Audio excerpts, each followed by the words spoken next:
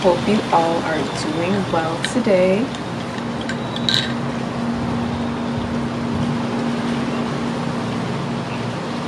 Today I will be discussing the sun. What is this? Why is this so important? What is the significance of the sun? I will be discussing the sun today and how it is correlated to everything around us. Things in society, like not just astrology wise, but like the significance of the sun. Because in my planet series, I'm not just getting into the astrology or the zodiac signs and all that. I'm getting into the significance and the symbology behind planets. What are the planets here to teach us? What are they here to show us in general, in society? What do they represent? What do they mean? Because if you're getting into astrology or anything related to the occult, it's important to know what the planets symbolize, in my opinion, just because they hold a lot of significance to everything around us. Not just one thing, but many things around us in this world. They influence things here on Earth. They influence things in this world. So I'm going to discuss that today. And I'm outside because I'm feeling like being outside. I'm talking about the sun. And the sun is connected to almost everything around us. Without sunlight, without light here on this planet, life would cease to exist. So sun is very important. And it plays a major role in our identity, who we are at the core. It plays a role in our ego and our belief in self, our belief in our talents and abilities, our belief in what we are good at. So the sun is basically significant in that sense of it can show us who we are or who an individual is on the inside, their core personality, their core persona, how they express themselves. Now, in terms of astrology, we have our ascendant sign. Our ascendant sign governs first impressions, how we are perceived in the world, how we look, how we display ourselves.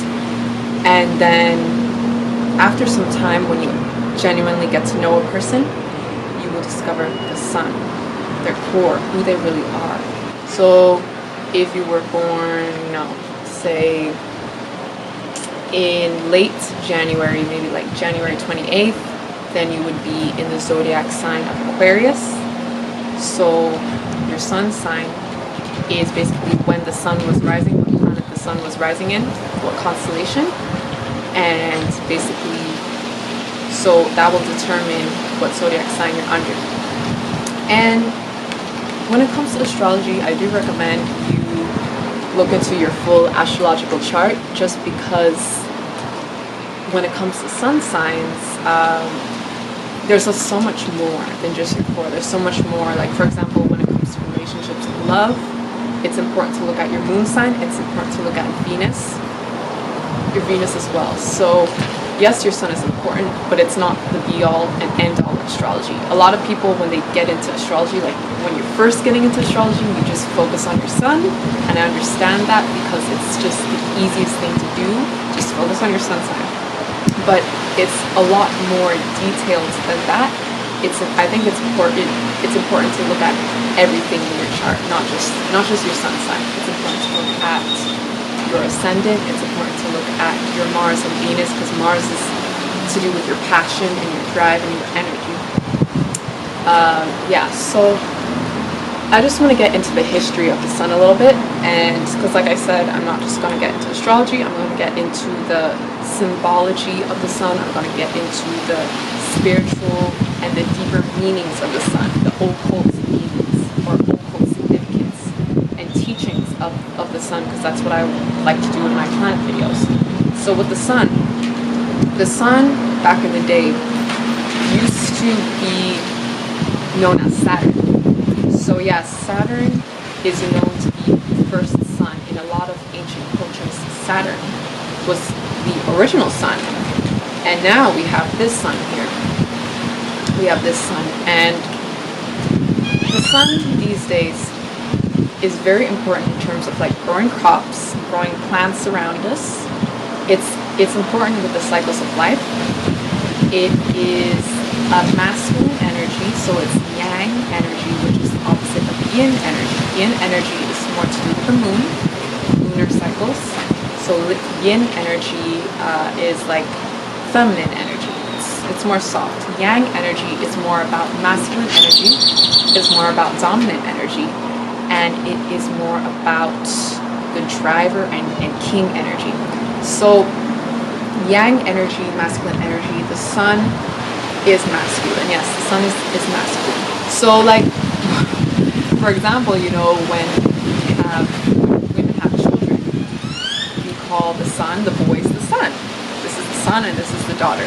So yes, the sun is the masculine boy, yin is the female, the daughter. And back in the day, many ancient cultures, the Mayans, the Aztecs, the Romans, the ancient Greeks, you know, they worshipped the sun. They had deities that represented the sun, especially in ancient Kemet, in ancient Egypt, they worshipped the sun. And they had gods to represent the sun. And a lot of cultures have many gods. Probably even in Hinduism, like there's probably a god to do with the sun in Hinduism. So many ancient cultures recognize the sun and worship the sun. And it's basically because the sun holds so much significance and importance in this world, especially when it comes to growing crops, growing plants and stuff around you. Without the sun, there's nothing's going to be grown, right? Nothing's going to exist. So sun is needed for life and for energy and vitality. And also, even for humans, you know, we need vitamin D. We need sun to be happy and to have healthy, I'd say even just self-esteem, I'd say, because if you're born in a cold climate, you will lack vitamin D in the winter months from December to March. Long winter months with lots of snow, you will lack vitamin D, you will lack sunlight. And that can actually affect your mood, and some people can become depressed, some people can be a bit more moody, so they have to take vitamin D supplements to supplement what they are lacking. They're lacking the vitamin D, they're lacking the sunlight. So yes, sun is very important, not just for animals and plants, but for humans as well. We rely on the sun a lot. We rely on the sun for growing our crops and for growing food. We rely on the sun to just get some vitality and some warmth. Summer vacation is very, very popular, is very important to a lot of people, because summer vacation is that time where you get time to go out with your family or your friends and enjoy the sunshine, go on the beach and have a barbecue, or just have a nice picnic or beach day with your friends and family, or even by yourself, and soak in some sun, soak in some vitamin D. And that's important. It's important to, whether you're going on the beach or going in the park or going to nature, it's important to just get that sunlight and that vitamin D. That is very important for your health. And a lot of people, sometimes we're indoors, you know, I spend a lot of time indoors because I'm editing not just for myself but for other people, or graphic designing for other people, filming for other people, you know, doing photography, and I spend sometimes a lot of time indoors and don't see the sun. So when I get a chance to get out into the sun, it makes me happy. It makes me feel more human when I can connect to the sun and can connect to nature, can connect to just getting back to something that's more natural, getting back into something that's more natural instead of artificial light. For example, you know, artificial light from your cell phone, it's artificial, and yeah, it's artificial, and it's not really, I mean, it's okay, but you know, just sunlight is more natural and it is more healthy, I'd say, in terms of like longevity. Like being out in the sun, I know sometimes we have to wear protection, like sunscreen in the sun, but I find like with artificial lights, you know, it can be a bit much for me. Like staring at a screen for many hours can be a lot for me. And they say even, you know, when you go in the sun, yes, you should wear sunglasses. Yes, you should, you know, have a hat, cover up from the sun, because it is powerful, it is strong, and it can burn you, it can cause skin cancer and all kind of stuff. However, in healthy doses, in smaller doses, the sun will be beneficial. So yes, take precautions with the sun, you know, sit in the shade and all that, but don't completely avoid it, because every living thing, every living creature needs the sun, because it's very important in terms of health and vitality, and also recharging that yang energy.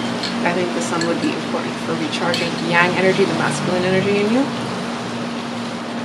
Yang energy is important if you want to complete certain projects. You need to have masculine energy. You need to have belief in yourself, because yes, yin is important when it comes to creativity, emotional expression, and feelings and all that, but yang energy, that dominant masculine energy, is needed to believe that you can accomplish and do certain things. If you don't believe in yourself, then who's going to believe in you? You need to believe in yourself and be confident in yourself. And there's also this thing with the sun, like, oh, what if you're too confident? What if you're too egotistical? Because the sun deals with your ego and your core identity. So your ego, and because the sun is the ruler of the zodiac sign Leo, and that zodiac sign, you know, big head, you know, Leo. I have lots of Leos in my family, and I understand the energy of Leos, and their ruling planet is the sun, or the ruling star is the sun, because the sun is also known as a star.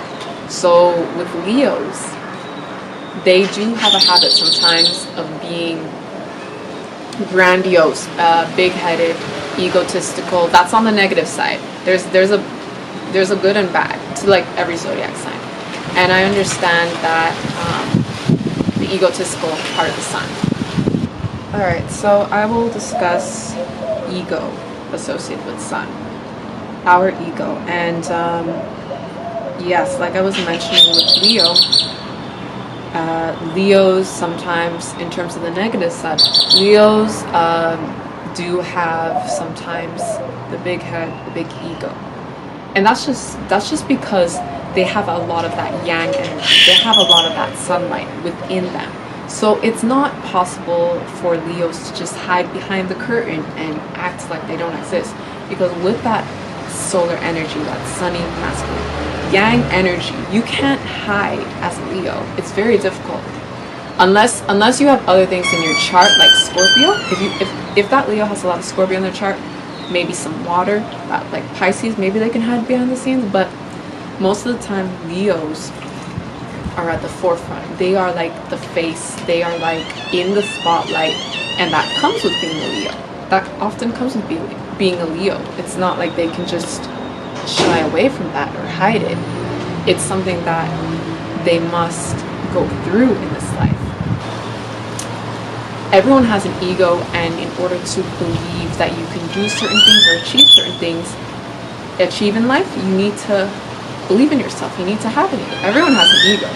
Now, there is this thing about the narcissism, like the narcissistic side of having like maybe a toxic ego, or maybe like an ego that's very big and grandiose, and that comes sometimes with the sun. That comes with the sun. Now this problem with narcissism of being overly grandiose, being overly big-headed and narcissistic to the point where you can't see from different perspectives is definitely an issue.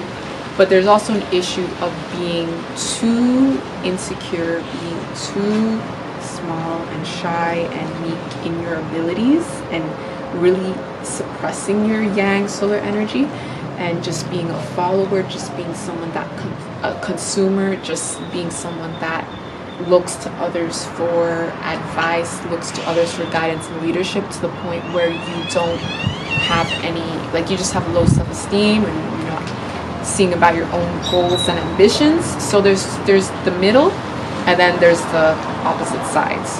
You know, the insecure, the shy, the meek, not believing in themselves, downplaying their solar energy. Then there's the big-headedness, the narcissist, the one that won't listen to anyone else. Their view is the right view.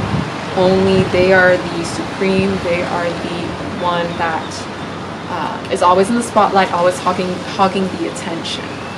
Okay, so what are you supposed to do? Like, who are you supposed to be? I mean, I can't tell people how to be. In life, you're gonna run across the spectrum of people, from the grandiose to the middle ground to the insecure one that is trying to get solar energy from people. They're just trying to just follow people that are maybe like public figures in the spotlight, or certain government in the spotlight, you know? So it really depends on the individual and their placements. It also depends on their house placements and what is their sun sign as well.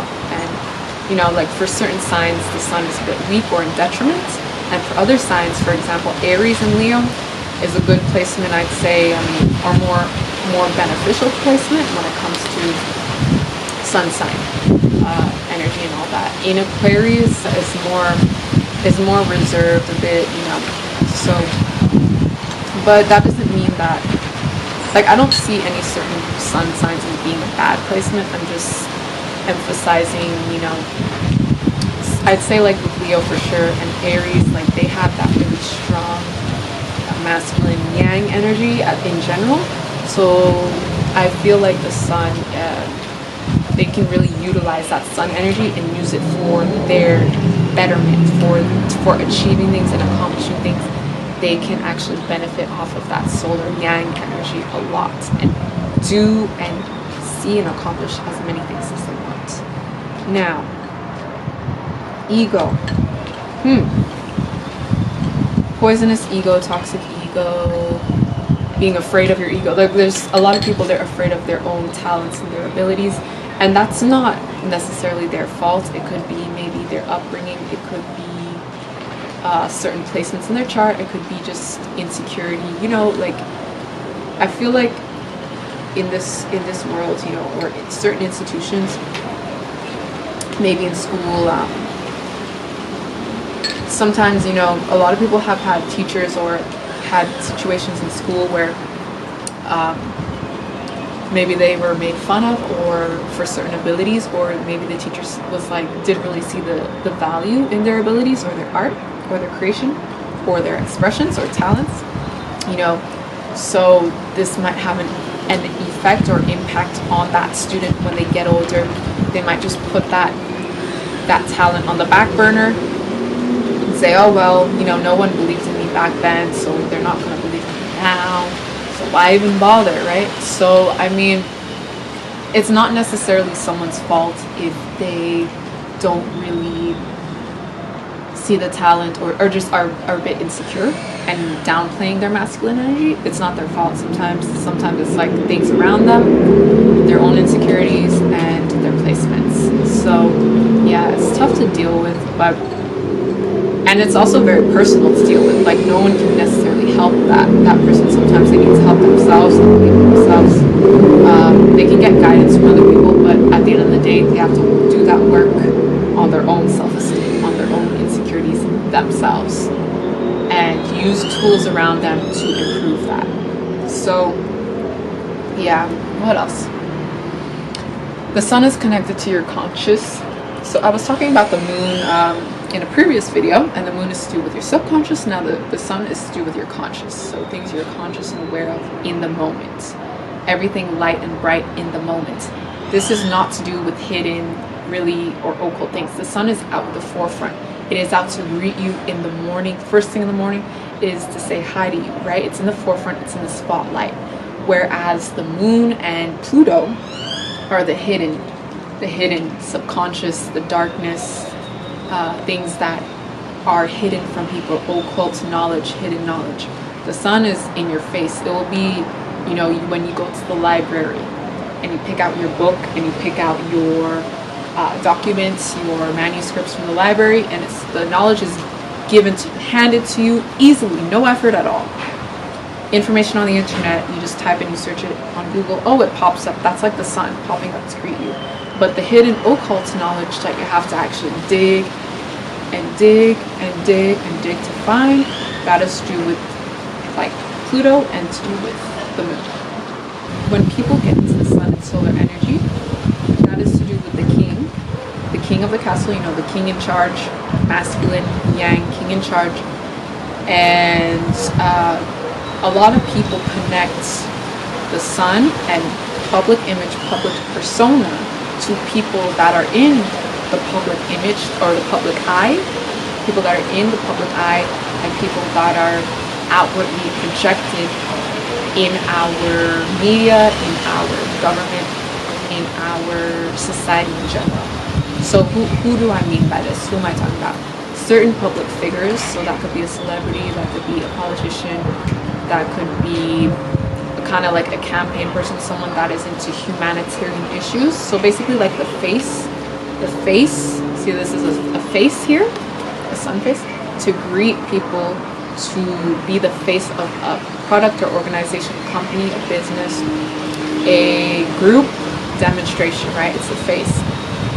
So when I talk about spotlight, people that are in the spotlight, the sun is to do with lights, spotlights. People that are in the spotlight can be anyone. It doesn't have to be an actor or a singer. It can be a politician. This is not just to do with Saturn. I know the two are a little bit interchangeable because I'm talking about government, but it's just people that are in the spotlight, basically. People that are at the forefront, and in their power, in their kind of like a little bit in their ego, because you need to have some ego if you want to be the face. You have to have some sort of self-esteem and ego, or just some confidence in general. If you want to be the face of something, you have to. That's a given. You can't be, if you're too insecure and all that, you're not going to last a long time in that role and in that position. They might want to find someone that's a bit more confident in their abilities. These days, you know, things are getting a little bit more balanced, in my opinion, depending on the organization. Not everywhere, but these days, you know, sometimes a lot of people like to look at insecurities or just find people that are more in the middle ground instead of the grandiose person, instead of the egotistical person. These days it's more about, you know, self-care, diversity, inclusion, and people want to be more generous and giving. It really depends on the person, but because masculine energy, yang energy, solar energy, Leo energy is great, but that's not the only energy that exists, and that's not the only energy that needs to be used to accomplish things. In Western societies and Western cultures, we place a lot of emphasis on extroversion, like being an extrovert, I'd say. So especially in America, even in South America, North America, Latin America, in the Caribbean, they place a lot of emphasis and energy on being an extrovert.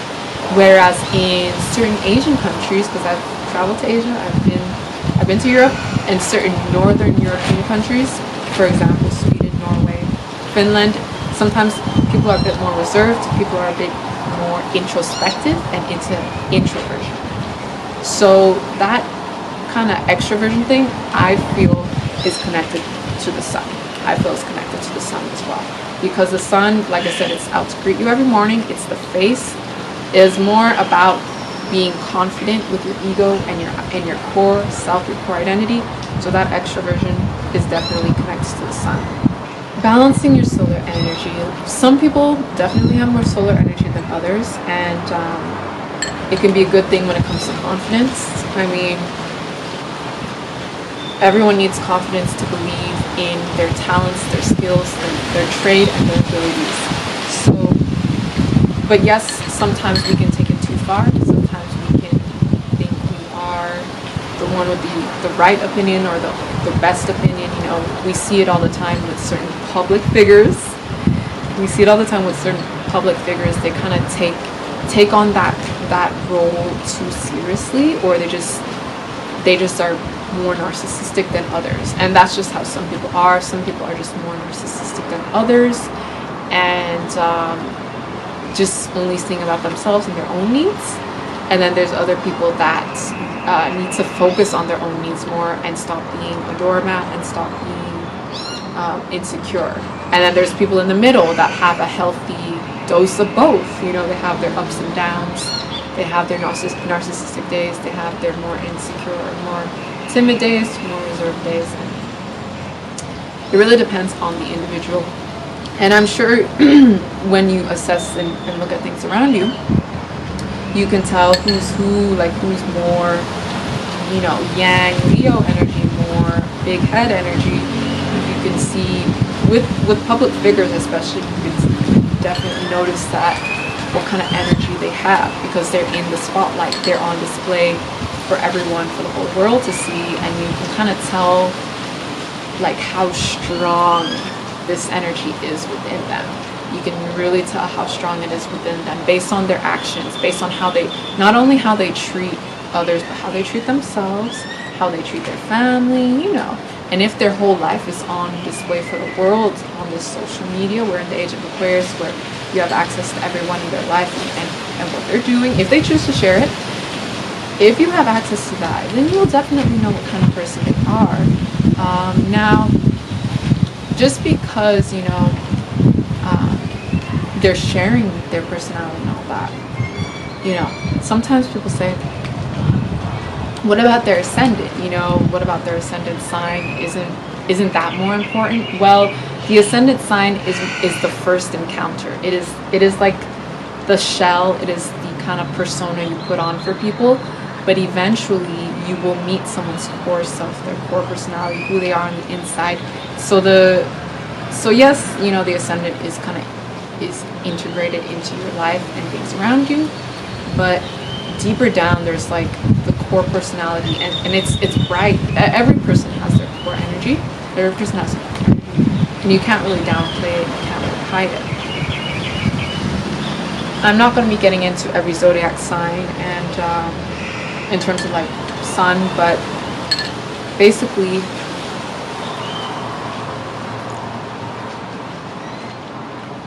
like I was mentioning, fire signs and all that do well with solar energy. I mean, fire signs are starters of groups and clubs, organizations, and businesses. They are quick. I covered a lot about the sun, so I will be discussing Uranus now, and what Uranus is connected to, what it's associated with, how it impacts things around us.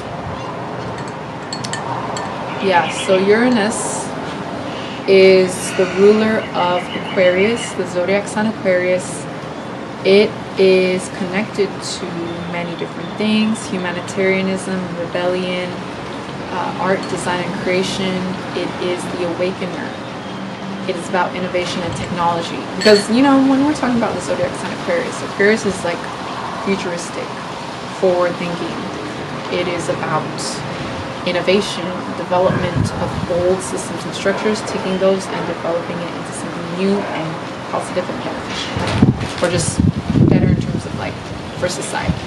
So Uranus is sometimes to do with certain movements and protests. It is to do with, or it is connected to people that are into humanitarian issues, into bettering things in this world, certain things in this world. And it's about revolution, it's about change and development. Now, stifling Uranus and all that. I mean, we see the stifling of Uranus energy, Aquarius energy in our day-to-day lives, because people have a love-hate relationship with technology. They'll say things like, oh my god, technology is so bad, what is it doing to society, look how it's affecting us. And then they'll go home, they'll turn on their TV, they'll turn on their air conditioning, they will turn on their electronic coffee maker and sit back and relax and just smoke an e-cigarette. Like, they'll use all these electronic things and these futuristic things whilst complaining about technology. So it's kind of like, unless you are a Mormon, unless you are those people that like live back in time, what are they called? They're called Mormons. They're called, they follow an old traditional way of life, and they don't use technology. They don't use technology at all. So these people, they don't rely on technology, and those are people that have actually kept their word about not relying on technology. Like, for me, I have to use technology. It's part of my career, it's part of my job, it's part of just my passion, and I have to use technology, and I don't hate it. I can see the negatives to it, but I don't necessarily have to hate technology, because I understand the benefits of it at the same time, especially when it comes to like healthcare and science, developing certain things. I understand the beneficial sides to technology. I understand the beneficial sides, but I do understand where people are coming from when they dislike the negative parts of technology, because those sides of technology can be a bit sad, it can be a bit scary to understand, like the effects that technology has on us. But I don't want to demonize it, because it also has some benefits to things around us. Uranus was discovered in 1781, around that time, and it is known as a strange planet, or a different planet, because it was like tilted on its side. It's tilted on its side, and like with Aquarius, we describe Aquarius as being the alien of the zodiac sign, like the alien zodiac sign. Uranus has this kind of thing where it's characterized as being a bit strange, a bit quirky and out there, just like with Aquarius people.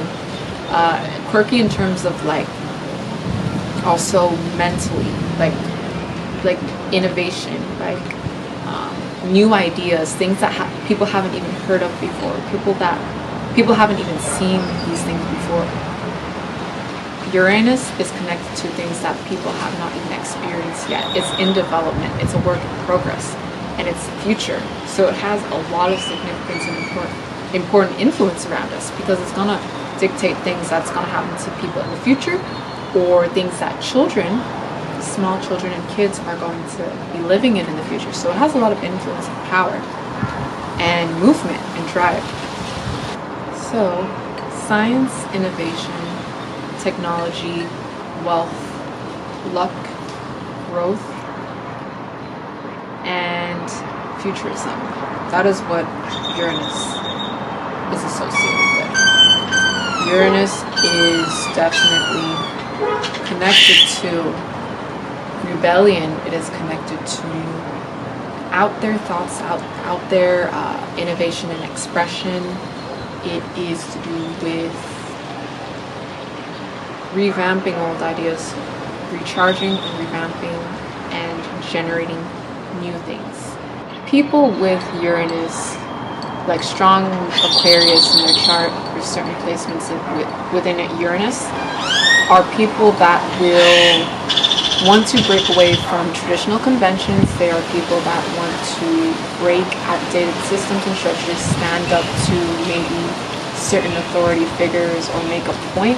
These people like to make a point, they like to make an impact, and that is just because of what they've been through, what they've noticed in the world, what they've experienced, and if they maybe have certain kind of knowledge or certain kind of teachings or certain passions, they will want to do that. They want to break certain things down and improve them or revamp them. So they take like stale energy or old stuffy kind of things and just throw them out the window. Like, I don't give a shit anymore. They're like, I don't care. I think that it is good energy to have. I think Uranus influence and energy is good to have. Now, there is also, like I was mentioning before, getting rid of Saturn, getting rid of certain planets, including Saturn, but getting rid of certain planets is not possible. Saturn is always going to be around. It's always going to be here. It's Saturn is my ruling planet, and I understand it. I understand it on different levels, different terms, you know, as a Capricorn, you know. So with Saturn, you can't just get rid of it. It's to do with karma. It's to do with life lessons, learning. So it can teach us a lot. And standing up to certain government or certain things, yes, people can do that, but you can't get rid of Saturn. So you can't get rid of certain things around you that are in place around you, certain rings around you that are in place around you. What am I talking about? As humans, you need to eat, sleep. People have to, in society has to deal with death, and society has to deal with birth and all that. Society has to deal with education of people that have just been born. So these things will always be around. These Saturnian things will always be around, where there's going to have to be certain things in place to teach people, to feed people, to take care of deceased, dead people, you know. So certain things will always be around us, like funeral homes will always be around in society.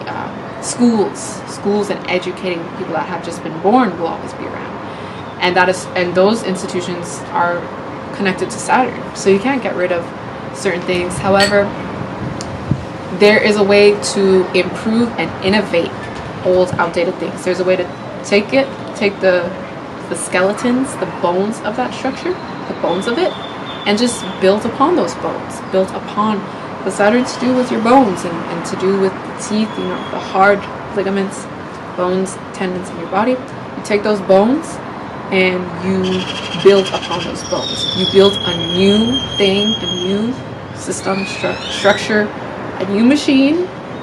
Take it and you improve it, you revamp it. Just like this reminds me of like with cell phones, you know, back in the day we had the flip phones, like Motorola Razr, and you had these flip phones back in the day, and look at what we have now. We have something like this, and you know, with technology and phones and all that, or even computers, it's come a long way. It's gone on for years, the development, but people are always taking something and improving it and just trying to make things better. Now, obviously, people say, oh, well, isn't it just about money, and you know, it's all marketing and all that? And yeah, true, for sure, like marketing, advertising and all that holds a lot of power, and capitalism and all that holds a lot of power in society. But to say that to get rid of certain things, to get rid of like certain things, it's just, I think with a lot of people, they need to understand that certain things exist for a reason.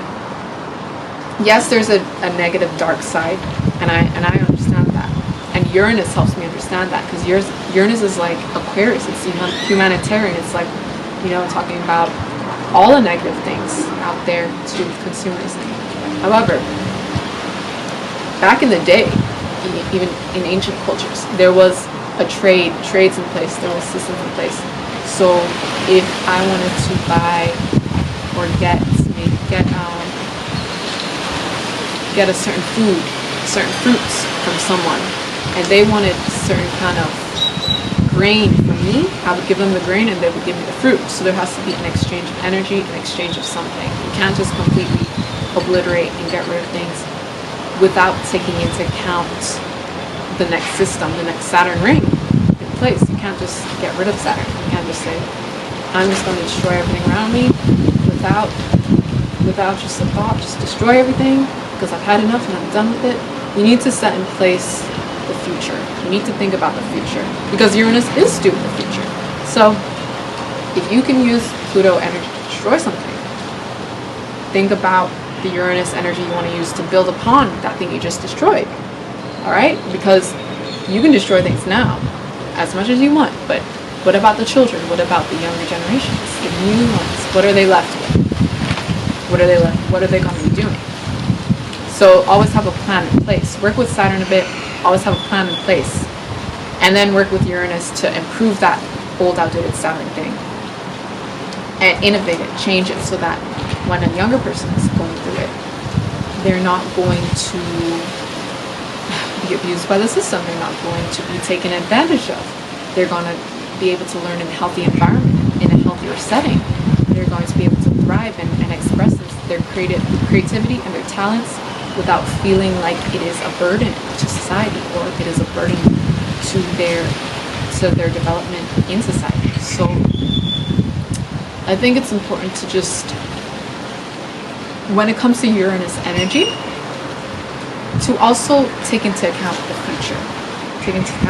That is very important. And as someone that is very Saturn dominant, I understand the benefits of planning. I understand the benefits of actually, like, it's very difficult for me to not see things around me 10 years down the line, or, you know, the future. It's very difficult. I do have Aquarius and Saturn in my chart, so it is very difficult for me to not take into account the future. As someone that religiously thinks about the future and someone that constantly plans, I can tell what other people are doing as well in terms of their planning, in terms of their future, and understand what they plan to do. Uranus does definitely deal with artists and creators, designers, like architects, people that are designing the future buildings of 2030, of 2028, you know, future design, scientists as well, and scientists as well that are innovators, that are innovating technology in healthcare and all that. And then the humanitarians, humanitarians and people that stand up for certain issues. And it is to do with luck, fortune, and abundance. Definitely. I know Jupiter is associated with luck, but Uranus as well is definitely connected to luck and abundance, prosperity. So Uranus can teach you about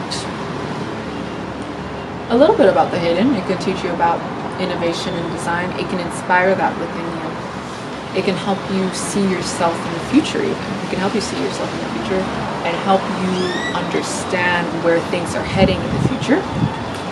So even if you just hang around Aquarius people know how to work technology. Usually they're good with technology. They are very connected people in terms of, like, they're connected with people from all different groups and all different societies, or they're connected to people that are different from each other. That's what I really like with Aquarius people. They can connect to a lot of different people from all backgrounds, from all creeds, all creations, different types of artists and all that. That's what I find with Aquarius. They're the water bearer. They are the connectors. They are also into communication. Because it's an air sign, and air signs like that, communication and feedback. So when you interact with Aquarius, sometimes they just want to communicate with you and understand, like, who you are, or understand your passions, understand what you like to spend time on, even what you're involved in terms of, like, maybe politics or your views on certain politics. Certain Aquarius will want to know that, not every Aquarius, because some Aquarius want to know what you are into creatively or artistically, and then some Aquarius want to know your spiritual views or your political views. So it really depends, and not every Aquarius is the same. They're very different from each other. So yeah. Anything else? Let's see. Creativity, scientific genius, breaking the rules. Aquarius, the Great Awakener, liberating. Great Awakener, liberating, getting rid of outdated structures. Okay.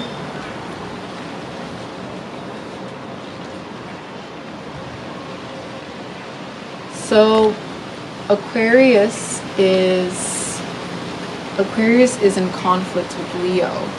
He's in conflict with Leo because it's more about society. It's more about humanitarian. It's more about taking into consideration not just you and your ego, but everyone, the community, because that's what Aquarius is associated with. Uranus is associated with community. You know, it has that influence of remember your community. Remember, you're not the only one. You're not the only individual out there.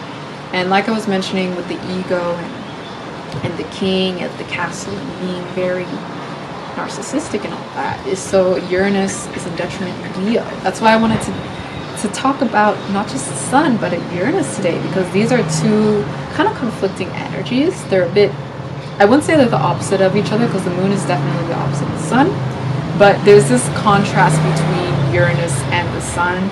Uranus, you know, humanitarian and all that, and society, and the sun, the core, dealing with individuals, one person, you know, being more egotistical, being more, you know, like the celebrity in the spotlight, or the main character, you know, the main character, that's a very popular term now, the main character.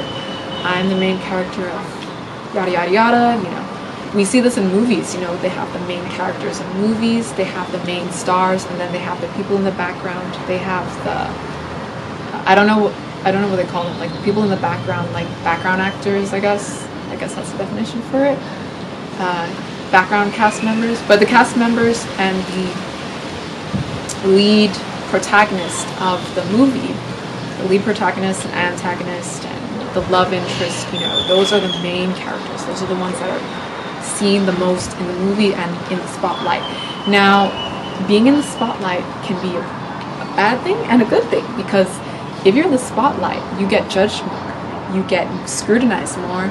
So be careful who you idolize and be careful who you look up to, because they have a lot of pressure on themselves. They're constantly in the spotlight and they need to present a certain image and present a certain persona. And after some time, that can weigh down on them, especially if that's not who they truly are, and they're just doing it for money, they're just doing it because they want to be popular, be relevant, and have influence and power, and be the king of the castle. And time again, we see that they have lots of downfalls, they have ups and downs, they have issues to deal with, because they can't handle it. This is very strong, this is very powerful. And if you aren't okay with that power, if you are having a bit of insecurity with it, if you notice that it's very overwhelming, it's overwhelming you, that is something that that individual is going to have to deal with and sort out on their own. And it's not easy to deal with it, because in an extroverted society, like I was saying, especially if it's an extroverted society where they encourage you to be very solar and all that, where they encourage you to be like this, it's kind of almost like if you aren't like this, it's like, are you okay? You know, are you okay? Why are you quiet? You know, what's going on?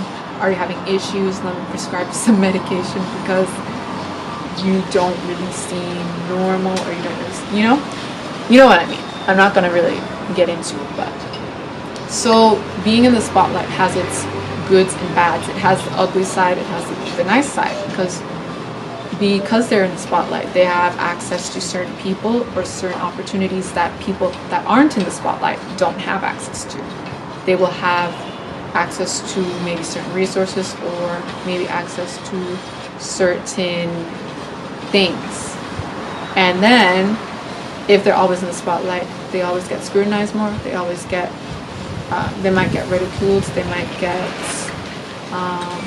judged more based on their decisions, because everyone's noticing that they're supposedly the leader, you know, like I was stating with the sun.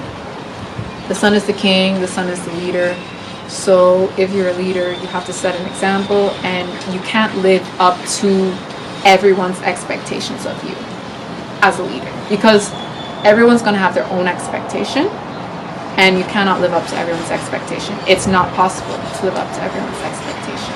So I think what's important is finding a middle ground and a balance. Not everyone has a balance. Not everyone can do or handle everything or everyone.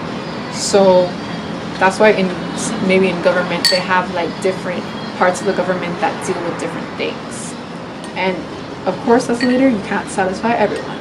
So you're going to disappoint somebody out there, especially if you have a lot of followers. It's not possible to cater to everybody or to be liked by everyone. And Uranus and Aquarius and Uranus definitely deals with more like multiple thoughts, multiple people, society, many individuals, not just one. It's more inclusive. It tries to be more inclusive. It promotes inclusiveness. It promotes diversity. It promotes, all that stuff. Anything else? Let's see. Misuse of science. Oh yeah, I didn't mention the dark side of Uranus. I was gonna get into that, the misuse of science and all that, but I mean that's self-explanatory. Everyone knows about the misuse of science and how people have used science like to test things on people, and you know. So there's a dark side of Uranus, and it's unfortunate that it exists, but there's a dark side to every planet that we can't get rid of. We can't get rid of that.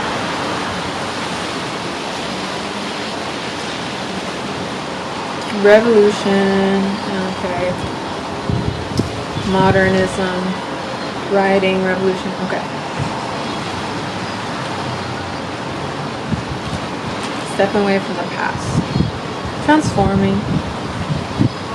I don't find Aquarius to be the most emotional sign. I mean, they can feel and empathize with others and empathize with the collective or empathize with society, but that doesn't mean that they are very feely, very feely and emotional. No, they just, it's more logical, it's more just intellectual with them, and Uranus will inspire that energy within people. That's why when I was mentioning the dark sides of science or the negative sides of science, when I was mentioning that, that comes with not being emotionally aware, because you're not, if a person has the ability to just do the diabolical sides of science or do the negative like experiments on animals, you know, stuff like that, you know, animal testing, then it's like they don't really feel that pain and that suffering that that animal has to go through to prove this experiment or to, you know, get the test results from this experiment. So if you can't really feel when you're doing that test or doing that examination, you know, for the animal and the pain it's going through, you know, it's just kind of like, that's because you're just distancing your emotions from that. When people are doing a scientific experiment, I remember a lot of the times when I was doing experiments in school, they would say, just put the emotions aside when you're dissecting the frog, because I had to do a frog dissection in high school. I had to do a frog dissection with my peers, and you know, you have to put your feelings aside. It's just like a surgeon or a doctor. They have to put their feelings aside when they're doing the surgery and the operation. You can't be emotionally involved, otherwise you're not going to be able to perform and you're not going to be able to do the operation. But there's a dark side to that where you're completely void of emotion. You don't have any emotion and you don't even care about what you're, like, who you're working on, who you're dealing with, and that can actually be a bad thing sometimes, especially with sensitive things you're dealing with, or people or animals or whatever. So I think that, you know, balancing emotions are important. You can't be, you know, too extreme. You know, sometimes people can be overly emotional and then people can be completely void of emotion. I think a middle ground is important. Balance is important with many things in life, clearly. And that's why when people talk about the dark sides of Uranus, they will mention the science, and they will also mention the dark sides of technology, which I already discussed before. So yeah, I hope this covered everything. I have other planets and things to talk about in the future with Uranus, because Uranus is due with the future. I will be getting into the Black Moon Lilith, and I will be getting into Chiron. I'll be getting into Chiron, the Wounded Healer, and also North Node and South Node, because that is important as well if you're into planets and into different parts of astrology.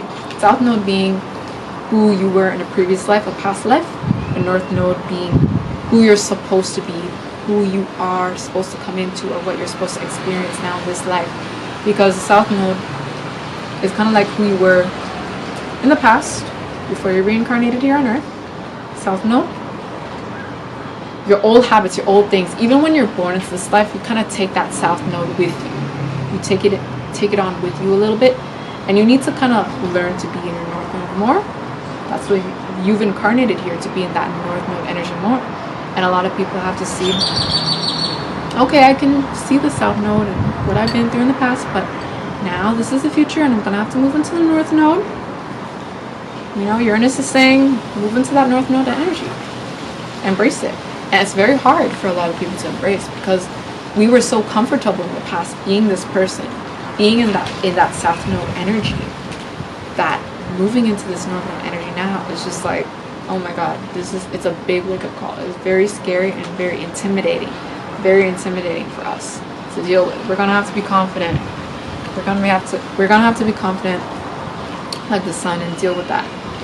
So yeah, anyway, I'm gonna sign off now because this is probably very long, and I hope you enjoyed it though. Feel free to check out my other videos and subscribe if you like this type of content. Peace. Happy Imbolc. I have my lemon cake here. There is vanilla extract, caramel essence, a bit of ACV, apple cider vinegar, for flavoring, and I also put a little bit of honey because in a lot of Imbolc recipes people add honey. Now, I'm not really big into paganism or someone that actively practices that, but when I wanted to make a lemon cake, and I feel like lemon is very fitting because it kind of represents a lot of things to me, even the sun. And lemon cake is a popular springtime cake, kind of like carrot cake, which is popular during Easter. Lemon cake is also very popular.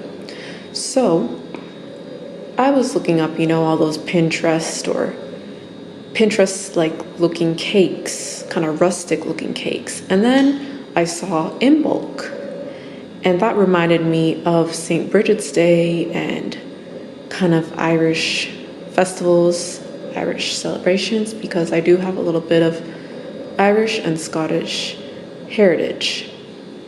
So I was like, oh, lemon cake is actually really popular during Imbolc. I didn't even know that. So I found that was really interesting because I didn't know, like, I've been making this now. It's February. It's February right now, which is Imbolc season. And I didn't really know this is the lemon icing I made. And by the way, this is vegan. I used grapeseed oil and coconut oil mixed together, so there's no dairy in this. And anyway, so everything's made from scratch as well. My cooking and culture channel is Tiffany James, and I share a lot of my recipes on there, so feel free to check that channel out. It's kind of like a cooking and travel channel. So yeah, but this to me is very springtime. This to me represents more sunshine, because winter is darkness. Winter, you're in the dark and you are experiencing a kind of like inwardness. You're going inward in winter. You're going into the darkness. And now that it's February, we are heading into spring. We're heading into the sunlight. So yes, I'm just gonna ice the cake and finish it off. I am excited to try this. I wanted it to be a bit thick, so this is a double batch recipe. So yeah, the rosemary, I like cooking with rosemary. I found out that was also popular for a lot of Imbolc lemon cakes. So things like poppy seed and honey, and I did put a little bit of honey in this for flavor. It's mainly white sugar, mainly castor sugar, but I did add honey just because honey represents spring. Honey represents, more sunshine, more kind of solar energy. So I did add honey to this. So I let the icing drip off on the sides, and I'm going to add the rest of the things. Now, with Imbolc, I don't know. I'm not someone that really follows monthly, like Bialtana and all this, but when I looked it up online, because I was curious, I was like, okay, what else, this is Rosemary, what else do people consume during Imbolc? And by the way, I just want to show myself, because people might think, oh, you can't cook and also do spiritual videos, or you can't do everything in one time. So I just wanted to show that, yes, this is me, and yes, I did make this cake, because people think that you can only do one thing in life, or you can only be one thing, and no, I'm many things, and I can do many things. That's the power of alchemy. I'm definitely more into alchemy than pagan festivals and all that, but like I said, I don't know what spirit or whoever did a spell on myself and said, you know what, girl, you're gonna be making a lemon cake today, right on Imbolc season, because I don't follow Imbolc. I don't really care for learning or knowing about Imbolc, or just, I wasn't really into that. So I don't know what inspired me to make this on season, but I think that it's still good to know about these celebrations, and good to just learn something new for a change, or try something new. So I am trying this, and I am seeing how it goes. What are some of the recipes, or what are some of the things that people eat around this time? So they eat things with lemon and rosemary, in terms of desserts anyway. Lemon and rosemary, and then I saw blackberry, and I saw honey. I saw, what else? That's mainly what I saw in terms of desserts, like the lemon and rosemary cake. Oh yeah, poppy seed. They do poppy seed and lemon cake. So yeah, like I said, I don't know what energy or what inspired me to do this right on Imbolc. Maybe it was somebody telling me, spirit or something, some kind of energy telling me, you need to make this cake right now on Imbolc season. But you know, I think lemon cake in general is just something that a lot of people consume in the spring months, just like with carrot cake. Carrot cake later on in spring, but lemon cake to me is like definitely a springtime kind of thing. So yeah, and I'm looking forward to eating this. Clearly, I mean, I'm decorating it now, and I mean, if you go on my cooking and culture channel, my travel channel, you will see all the other kind of cake recipes I've done, or dessert recipes I've done, and they're pretty in-depth and in detail and fun if you like to cook. I think that when it comes to the craft or paganism and all that, part of the craft is learning how to work with herbs, learning how to work with nature, and nature also, to me, relates to food, right? It relates to food, it relates to culinary things, or it relates to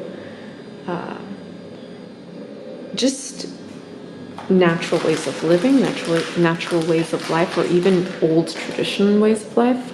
I feel like when it comes to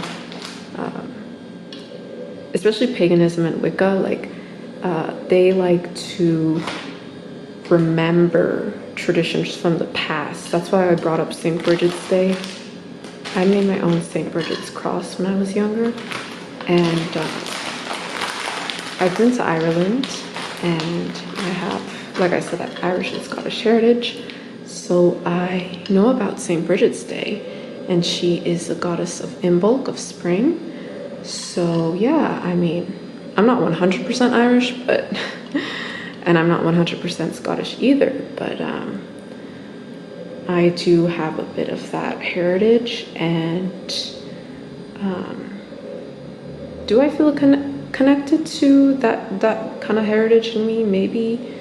In some ways, yes, and in some ways, no. I think it really depends. Like, I don't really, like I said, I'm more into alchemy than paganism and Wicca and all that. I'm more into just manifesting, subliminals, you know, law of attraction. But once in a while, I try to do herbal things. I try to do herbal cleanses, you know, burn some sage and all that. But and then I end up doing silly things like this, like making cake and whatnot. But this is fun. It's creative and it's fun. And oh yeah, there is some almond flour in this, a mix of almond and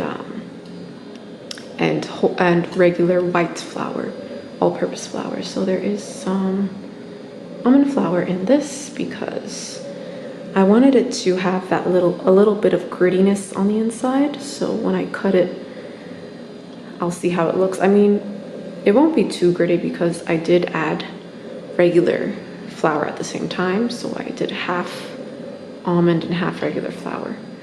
So just to balance it out and make sure it's not too gritty. So I'm almost done. I'm going to just do the final touches and that's it. And ta-da! Ta-da! It is finally done and ready. It looks great. So I will be putting this away in the freezer. I have some friends coming over and I want to make sure I have enough for everyone and don't eat off all for myself.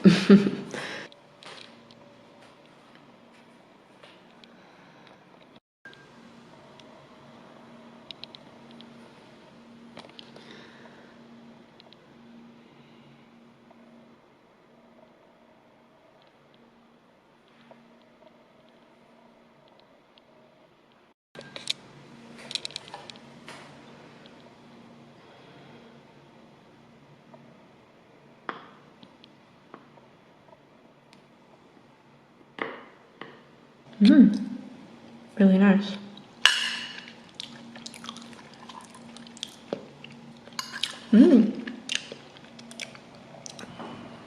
So I got this honey at my local market, farmer's market.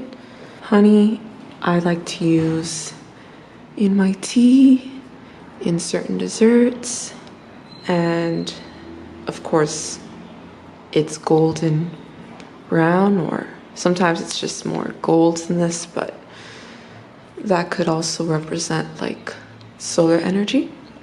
Even though it's a darker color, it still is good.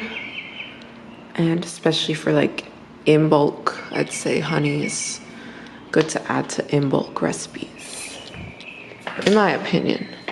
I love farmers markets for whole foods and fruits and vegetables, just more like natural foods. And for grains and roots and all that, getting those like at a market is good.